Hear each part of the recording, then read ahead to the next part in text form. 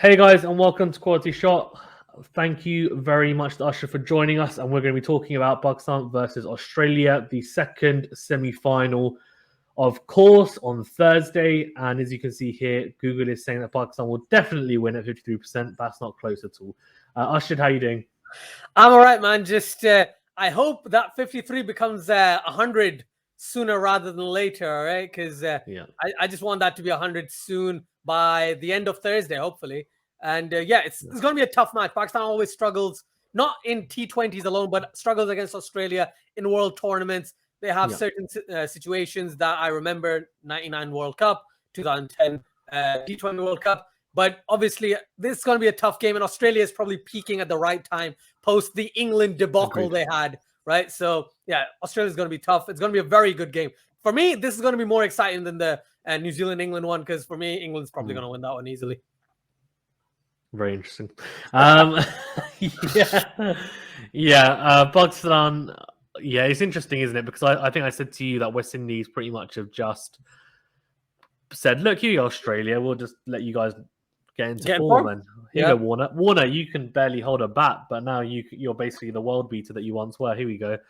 Go back in time. And Mitchell Marsh, who's basically been shunted around for some reason, who had a very good record before the tournament. Here we go.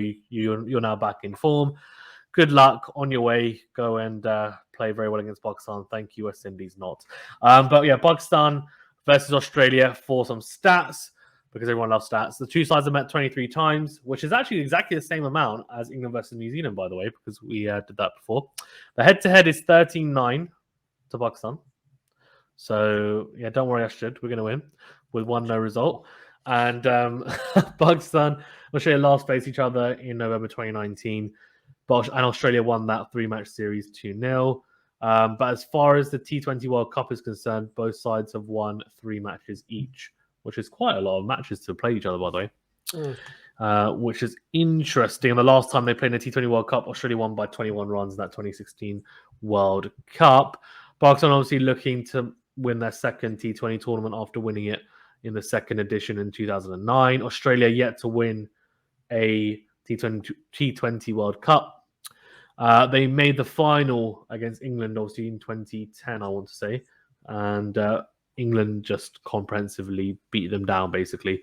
Asjad, let's go into the lineups then first. I would assume, and you can correct me, that probably both will be unchanged. Yeah. No, if there is a change, I will be shocked, man. Pakistan hasn't changed in any of their games. 5 games, no changes. Can you imagine? Pakistan name, change side. In comes Haider Ali. In comes Haider Ali and Shahnawaz Dahani for Shaheen Afridi and Babar Azam. Stuff like this is why stuff happened, okay? Oh God! Both have broken the bubble or something ridiculous. God, Faizan, what is wrong with you? Why do this? I'm a Pakistani. This can actually happen. This is the thing with Pakistan. Stuff like this happens. Goodness me, Faizan, why are you doing this to me? Shoaib Malik's opening the batting. God. Oh, don't do this, Faizan, man. Like, we've gone back to 1999. Oh, Malik batted at number 11 in 1999. Just saying. Did he? Right? Because he was a bowler. Was it he became a batsman after Hafiz. When did he open? He opened in like 2004, 2005. He started opening. Crazy times. Anyways, Faizan, no. Pakistan should go into the same batting lineup with the same batting order as well. The way they've been going, it's been working for them quite well. Unfortunately, Pakistan hasn't tried their lower middle order as much. I think Imad Wasim played in 1 game and he didn't look the most convincing, but that's probably the only thing Pakistan hasn't utilized the most. And for me, I think Fakhar Zaman has been in not the best of nick. He scored a 30, he scored a 12, and then he scored an 8, something like that. So he's not looked the greatest, but the other batsmen have made some good strides towards looking like they're in form. So for Pakistan, in terms of the batting, I think they look pretty solid. In terms of the bowling, they need to start off well, right? And they need to field well. Something that we've noticed in this World Cup, right? Barring the last game or the one before that, where Pakistan's fielding wasn't the greatest. But overall, this has been a very good fielding effort from Pakistan this T20 World Cup, right? So for that reason, if they get off to a flyer with the bat or with the ball, whichever thing happens, right? the fielding will definitely tell you if they're up for it or if they're not. Because if the fielding's down, it's going to be very, very difficult for Pakistan to win because you'll have missed catches, you'll have no balls, you'll have missed runouts, you'll have overthrow. Like there's a lot of things that Pakistan does in pressure situations, which if Pakistan can keep their heads cool, keep their entire environment quite relaxed, as a lot of experienced players are saying, this is the most calm you've seen a Pakistan team play, right? You don't see Pakistan be this calm while playing in a world tournament. So if they can do that, then they should be okay. And plus, in terms of squads, I don't see any changes in either squad. Yeah, Imam Wasim had that one short innings where he tried to reverse paddle someone and got out LBW. Yeah, that was New Zealand. Very weird decision. Yeah, that was but anyway, but he can finish. We've seen it. Shadab Khan obviously come back a little bit as well. Probably right they bring in Imam Wasim before Shadab Khan probably makes more sense. But both can hit. We've seen it. They both got power. Hassan can hit. Hassan Ali can hit. Yeah, Hassan Ali. I mean, that's undoubtedly. I mean, that's his only quality batting wise. He can hit. He just got power. He just swings through the line and it comes off now and then. But yeah, I think the biggest thing with Pakistan is we haven't been tested. The whole lineup hasn't been tested. We haven't had to bat super deep, as you just mentioned. Shadab Khan, I don't even know if he's actually had to bat. He hasn't. No, he has. Nope. No, he has. He did bat. He batted with Asif Ali, and Asif Ali sent him back. So he faced like one ball. Count that as an actual, right? Okay, fine. He had a fantastic red dot on his record to boost his average by 2 runs. But basically, he's barely batted. Hassan Ali hasn't had to bat, so we'll see. I mean, I don't know. Australia, obviously, their strength is their bowling, despite obviously completely just bossing West Indies when they were batting. But bowling-wise, that is their strength.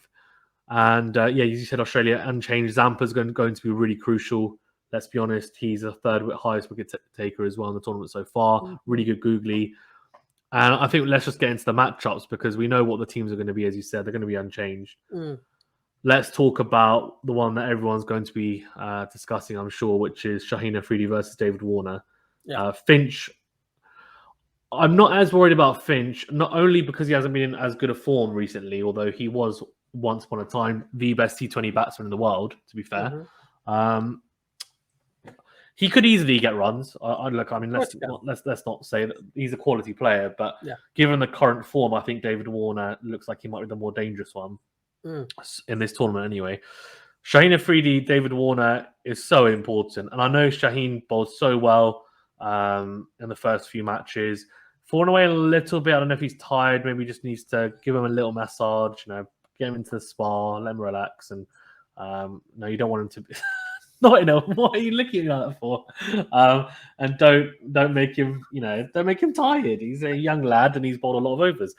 So let him relax and come back and then bowl wheels against Australia, please. And just have Warner's leg stump out of the ground would be fantastic. But that's surely one of the biggest matchups. Yeah, it's going to be Shaheen Afridi versus Warner. It's eventually also going to be, how the other Australian batsmen play spin. Because Pakistan has Imad Wasim, Pakistan has Shadab Khan. If lefties come in, like, you got Matthew Wade, you've got David Warner as an extended as well. Hafiz might, Maxwell is basically a left-hander. Yeah, Maxwell's dangerous as well. So what I'm thinking is Pakistan might actually open with Hafiz in this game rather than going the Imad Wasim route. I agree. Right? And then they've got Shaheen Afridi as well. Although you say that, say that. But Aaron Finch against off spin is absolutely crazy. That's why Moeen Ali didn't bowl a single over against Australia. So Pakistan are not as set on matchups, so they may not do that. The only issue is going to be, and this is why having a left-hand, right-hand combination opening up is a bit of a nightmare as a bowling side, because you think, you have to give way somewhere with one of the batsmen potentially if you bowl spinner. So, I agree with you. They could go with Hafiz, but then maybe Imad Wasim potentially because he's basically. But he can get the ball to drift in anyway with the arm, and then occasionally he can get the one to turn away. So maybe you just stick with him. Yeah, because Imad Wasim bowls, even if he's bowling to a lefty, he 9 times out of 10 is going to bowl around the wicket and drift the ball away, and then it straightens up. So probably go with the standard method of Imad and Shaheen. But I think Hafiz will probably get more of a bowl in this game rather than the previous games that he hasn't bowled that much in. But I think Shaheen and David Warner, 100%. One thing I also want to mention is Mitchell Starc versus Mohammad Rizwan. Yeah, that to me, we're gonna mention that. We're gonna mention that in a second because that's a huge one.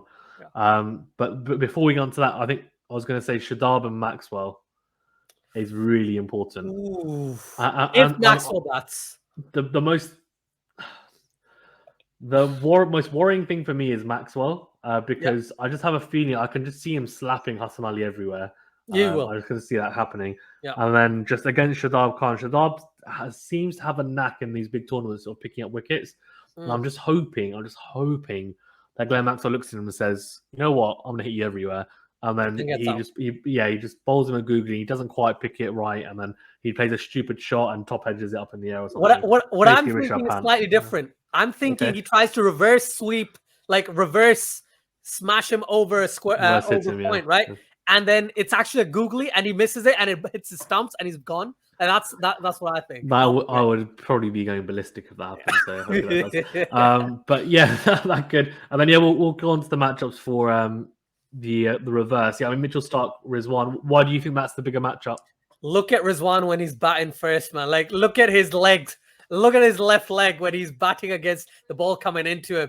Dude, the way he got out, that's his biggest weakness, right? Yeah, that's probably his biggest weakness, the ball coming into him. And Starc is going to do that quite a bit.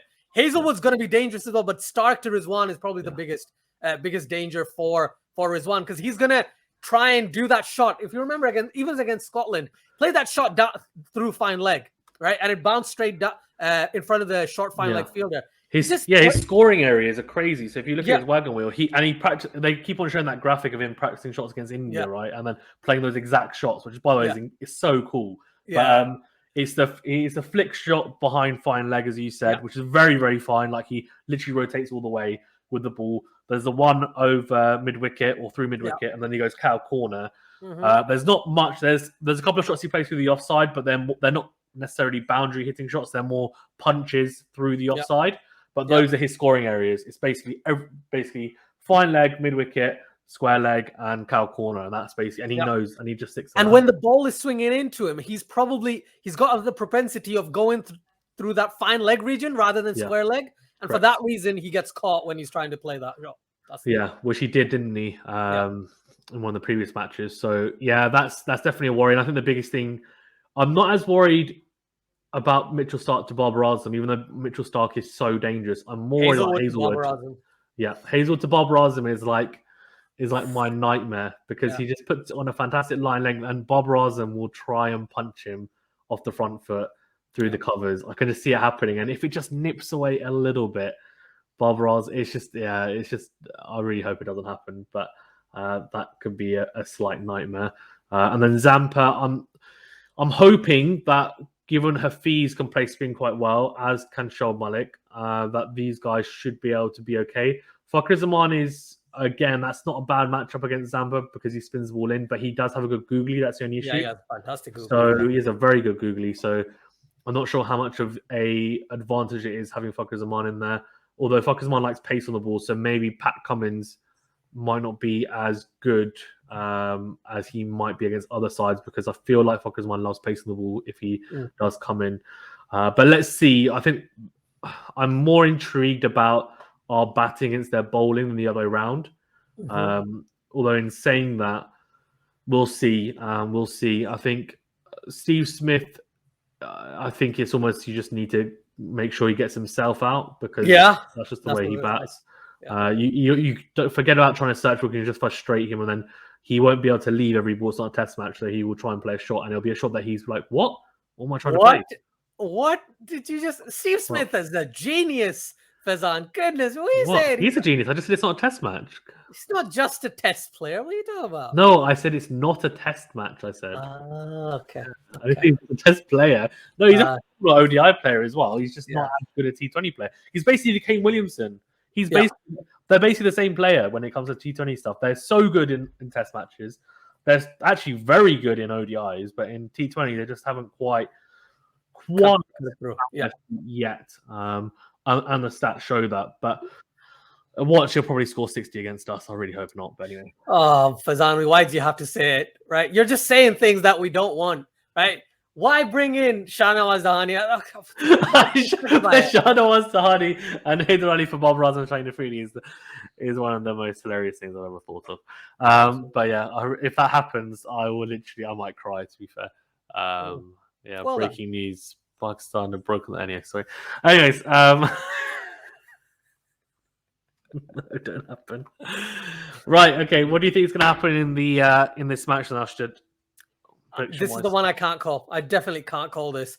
I think I said this to you off camera that I've got a feeling Australia's going to take this one. Personally, I think Australia's going to take it. I'm going to support Pakistan, obviously. It's your inner demons coming out. Pardon? It's your inner demons coming out. Yeah, but Australia's peaking at the right time, and Pakistan is probably not in the peak anymore. They're probably going down, or maybe just stagnating. So I don't know where they meet in the middle. But it's going to be a very good game. This one is going to be a very close game rather than the England-New Zealand one. I think this one's going to be the. Watch when the England-New Zealand game is super over and Pakistan win by 10 wickets here. Then you will eat your words. I will. Like I said, I love eating my words as long as Pakistan wins. And Haris Rauf gets a hat trick. And Asif Ali gets a 50 of 13 deliveries. I would not be surprised. That's how crazy this World Cup has been. Yeah. Haris Rauf we didn't mention, to be fair, and I think he's going to be really important for us, to be fair, in the middle overs, bowling quick. I guess the only thing is if him Smith and Steve Smith, you don't bowl into Steve Smith. I love it. That's like the worst thing ever. Yeah. It's just like, it's the worst matchup I think I've ever seen in my life. Haris Rauf to Steve Smith will just go, it'll be like outswinging 95 mile per hour length, and he'll just go, thank you. Okay. Six. Yeah. So it's just like the worst ever possible matchup anyway. Just get the spin on, or just tie him down with something, please. Get him on the seam on. Anyway, cool. Thank you very much, Asjad, for being on. I do appreciate it. Guys, if you haven't already, please do check out Asjad on his channel, Cricket for Us 2.0. And do, of course, subscribe to our channel, Quality Shot. Click the bell button to get alerted to all new videos. Stay safe and well. Keep an eye out for any watch-alongs as well that I'm sure both of our channels will be doing for the semi-finals and also for the final. And we'll see you guys later. Thank you very much.